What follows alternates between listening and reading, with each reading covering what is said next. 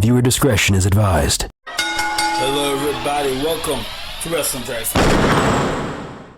Ladies and gentlemen, welcome to Wrestling Tracks. Let's get our host, our guest on the show real quick. Hang on a second here.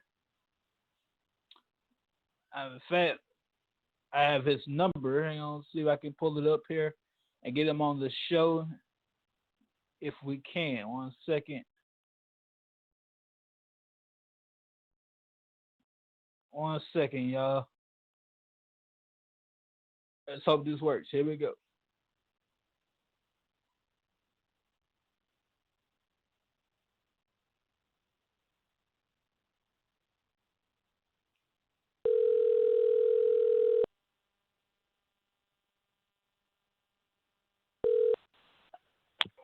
Hello. Mr. Vito, Big Vito. Yes. How you doing, sir? This is Lee Houston from Wrestling Tracks. How are you doing today? All right? I'm all right, ladies and gentlemen. We got Big Vito in the house. Now, if all you old school, these young folks don't know nothing about no Big Vito, but all you old folks, old school, not old folks, but back in the day, I want to say like post-Ruthless Aggression era, this man, Big Vito, done it all. Been there, done that. The time of Japan, he's been in ECW, WCW, WWE, TNA, and if you remember, the full-blooded Italians. All right, so let's get this straight, all right? I'm going to do my own intro. You did a very good job there. I'm the Pavarotti of hard shots to the body, the Paisan who's got it going on, that fly Italian guy from SI. I'm an ECW original, a two-time WCW Tag Team Champion, two-time WCW Hardcore Champion, a member of the NYC and TNA, a developmental heavyweight champion from Deep South, and the toughest man to ever wear a dress in the WWE from the FBI, the one, the only, Vito the Skull LaGrasso from Staten Island, New York, hanging and banging, we ain't fanging, movie star from Rent-A-Car, and who in the hell is The Rock? Go ahead, and now you can go on with your show. Yes, sir. Now, ladies and gentlemen, you do not want to owe this guy money, let me tell you right now. But anyway, let's start with, I don't know, we're gonna take it back in time. Let's start with ECW days. Now we know we all know Nunzio, but at the time he was Little Guido. How would it feel working with those guys, Little Guido? I can't remember the big guy's name, Big Johnny, I want to say. I can't remember his name. Well, when I went to ECW, I had just come back from Japan, All Japan, and I had come back from a successful tour of beating, and pinning the greatest wrestler of all time in Misawa. And I had also finished my tour of Puerto Rico. I lived there for 3 years. I was there wrestling for Carlos Colon. So now, I went to ECW.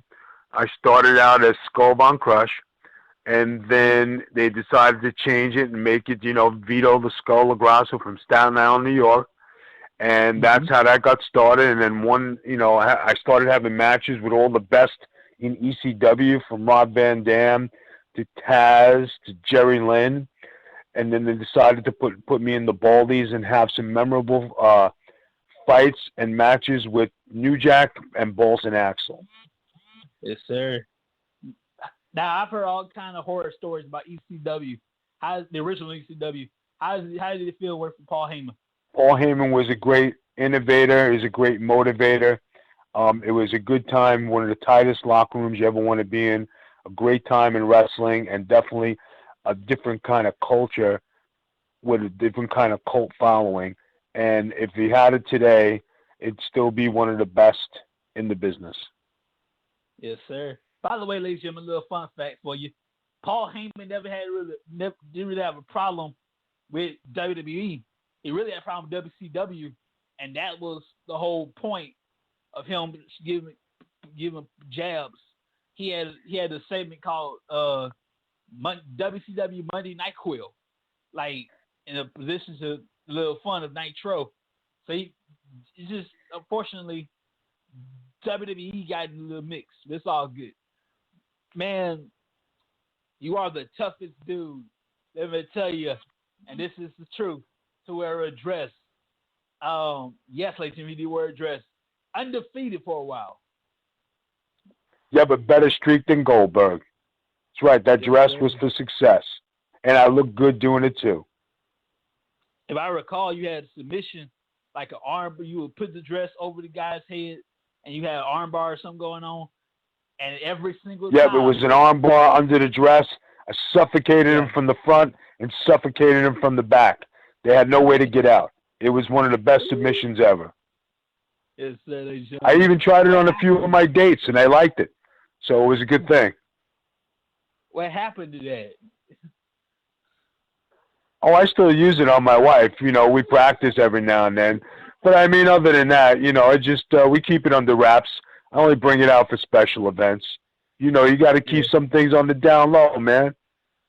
Oh, yeah, you got to keep it down low. Speaking of, ladies and gentlemen, for those of you who are, I don't know if you used to watch WWE, but next week, 25 amazing years of Raw celebrating USA Network. Check it out. We got Stone Cold. We got Kevin Nash. We got Scott Hall. We got Chris Jericho.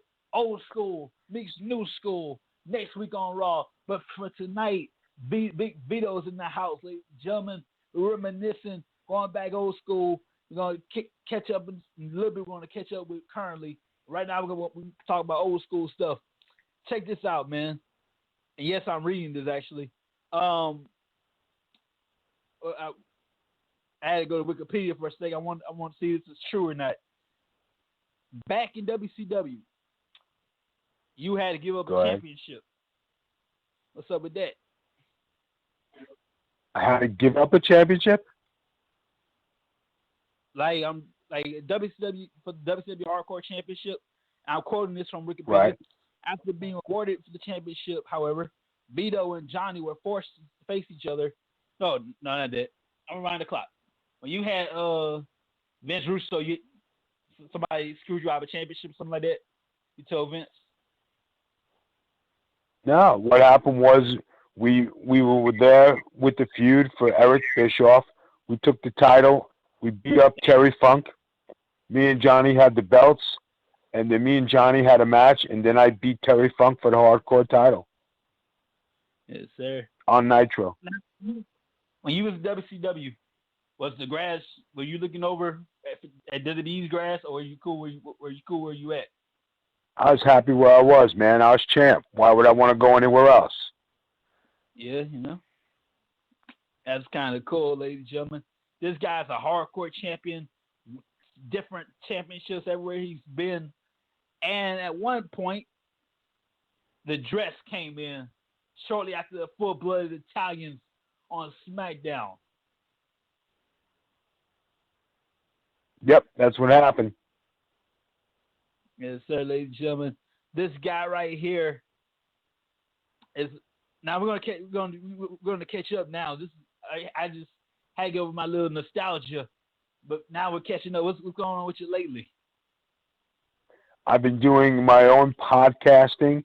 I have my own brand, the Big Vito brand. You can catch it on YouTube. It's the Big Vito brand. You can catch me on Twitter at the Big Vito brand. I have a show on Podcast One called Getting Color, which I do weekly. I also have another podcast which I do is the Super Ugly Show, and then I have the another one called the Virtual No DQ panel, and they're all on Podcast One. So the brand is growing. I'm doing very well, and podcasting is what's in these days. A lot of great things are happening in podcasting. I happen to be on the best podcast network in all of America. It's the #1 rated podcast company, Podcast One. So I'm out there and I'm doing my thing. I'm enjoying life. And listen, man, I can't tell you what an honor it is to be on your show tonight. I greatly appreciate you having me on. No problem, man. By the way, we got some. If you want to talk to Vito and ask some questions, all you gotta do call 347-850-9228. 1368. Now Vito don't take no crap, so keep it, keep the bull out of it. Hang on a second. John May in the house. He got a question for you. John, what's up? No, I ain't got no goddamn question. I just wanted to hear the interview. All right. The guy's got no question. Hey, John, I appreciate you being honest. Thank you, John, for calling in. Listen, it's the guys like John who sit there and they listen to a good interview. Those are the fans who I appreciate. John, thank you very much for calling in. Thank you for hanging out and listening. Thank you very much for being a fan. Not a problem, bro. I'm the one that let Rico induct you, by the way. Say it again? I'm the one that let Rico induct you into the Hall of Fame. I don't think that. I think Vince Russo's going to induct me in the Hall of Fame. You're with the Virtue No DQ panel, aren't you? Yes, sir. Oh, man, isn't that a great group? You heard about you heard about my mom party, right? It was off the charts. It was off the charts. We having another one next week. And you know what? I know. And you know what the motto is in that room? Clean your room, son. Just clean your room. Well, I better get on that then. Hey, man. Listen, thank you very much for calling in. We appreciate it. Ladies and gentlemen, Vito, hey, if you have, do you still accept bookings? I still accept bookings. If you guys want to go to my website, it's bigvito.com. Go there. I do accept bookings. If you guys like to book me, that's great. Just follow the format. You have all my social media outlets. You have my email. You have my contact information there. So everybody go down to bigvito.com. I have jackets for sale on there. You have my T-shirts for sale on there. So feel free. I even have an Amazon. I don't accept money for doing podcasting. A lot of people want to donate and give money, but I don't accept any money from anybody. But if you'd like to help out, I have an Amazon list. If you want to send something for appreciation for me doing my thing, that's more than generous. And I thank you very much for that, guys. Yes, sir. Man, let's see. I gotta ask you this. Your TNA days. What was up with that? TNA, I was part of the group, the NYC from TNA. That was with Glenn Gilberti, Swinger, Trinity, and myself. And we started to get over really good. And then Jeff Jarrett pulled the plug on us, and he fired Disco and he fired Johnny Swinger. So that was a group that had a lot of legs on it, but it really didn't get a chance to take off. Yes, sir. I'm trying to go in order because you did ECW. I think either ECW, WCW first, then WWE, TNA. Where else you went to? Where else I went to? Well, I was the first. I was wrestling for XWF. You guys remember that company? I was the very first match with Buff Bagwell. Everybody knows about my WWE days. If people don't know, I started out in the WWF back in 1991, being an enhancement talent, and I was the 4th episode on the Monday Night War, on the Monday Night Raws from the Manhattan Center, which they're having the 25th anniversary coming up next week. So who knows if you're going to catch me on a highlight, and, I've been all over the world. I've done a lot of things. I've done movies. I've done commercials. It's a great honor to, be a part of the industry. And, like I said, I appreciate you having me on tonight. Yes, sir. We got plenty of time. You got anything else in your mind? Any shoots? Whatever you got? No, that's about it, man. It's kind of late for us. I figured I'd do the interview. I gotta get because I got an early day tomorrow. But I'd like to thank you for having me on very, very much. It's a great honor to be on your show. Anytime you want to have me on again, just hit me up. Thank you for all the fans out there who are listening. I know this man has got thousands and thousands of people listening to his stuff. Keep up the good work, guys. I greatly appreciate it. All right, Vito, thank you very much, sir. All right, you have a great... Sorry about that, ladies and gentlemen. John May, still with me? Yeah, Vito, the great